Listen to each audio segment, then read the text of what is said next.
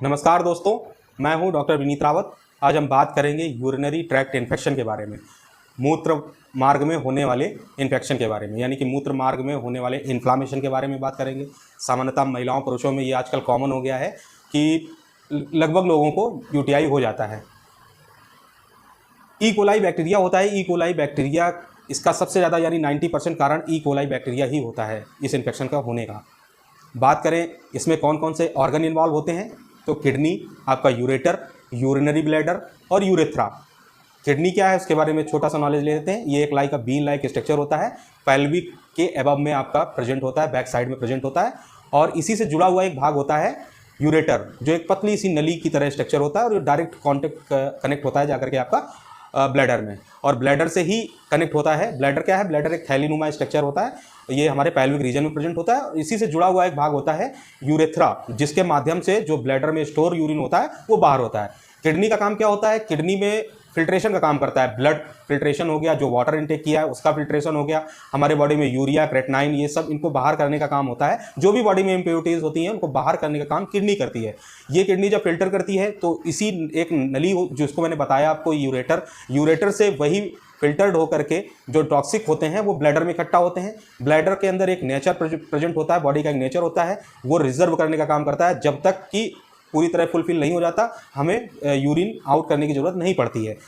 फिर जब bladder full हो जाता है तो यूरेथ्रा के माध्यम से बाहर हो जाता है। अब अगर इन्फेक्शन की बात करें तो इन्फेक्शन हमारा इंटर करता है यूरेथ्रा से इंटर करता है, और यूरेथ्रा से इंटर करने के बाद ब्लैडर में जाता है, ब्लैडर से फिर यूरेटर में जाता है, और यूरेटर से फिर किडनी में जाता है। हालांकि अगर आपके यूरेटर और ब्लैडर में जब तक ये है तो जनरली मेडिसिन लेने से 3 से 4 दिन में ये ठीक हो जाता है। लेकिन यही यूरेटर पहुंच गया और अगर ये किडनी में पहुंच गया तो आपको बहुत गंभीर समस्याएं बन सकती हैं। आपको एक्यूट किडनी इंजरी या रीनल फेलियर भी हो सकता है, क्योंकि समय ज़्यादा हो चुका होता है और क्योर करने का टाइम पीरियड भी इसका बढ़ जाता है।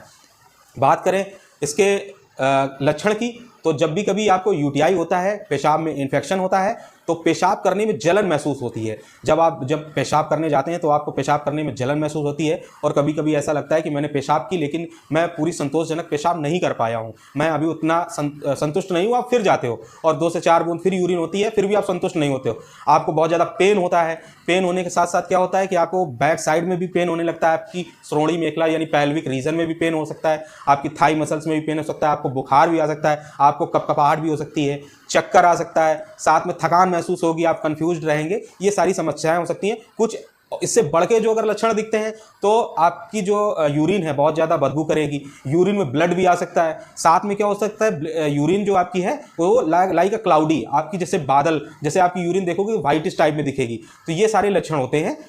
एक लक्षण सबसे ज़्यादा कॉमन फीमेल में देखा जाता है, पीआईडी, पैल्विक इन्फ्लेमेटरी डिजीज। ये भी लगभग आपका यूटीआई का ही कारण होता है। फीमेल में यूटीआई जल्दी क्यों होता है, मेल में देर से होता है? फीमेल में जल्दी होने का कारण ये होता है कि जो भी इनका यूरिनरी ट्रैक्ट है ये शॉर्ट होता है, और जो मेल का यूरिनरी ट्रैक्ट है ये थोड़ा बड़ा होता है। यानी कि यूरिनरी ट्रैक्ट की अगर बात करें तो जैसे यूरेथ्रा है, मेल का यूरेथ्रा लंबा होता है और फीमेल का यूरेथ्रा शॉर्ट होता है। तो कोई भी जो बैक्टीरिया है या फंगस है वो फीमेल में जल्दी इंटर कर जाता है।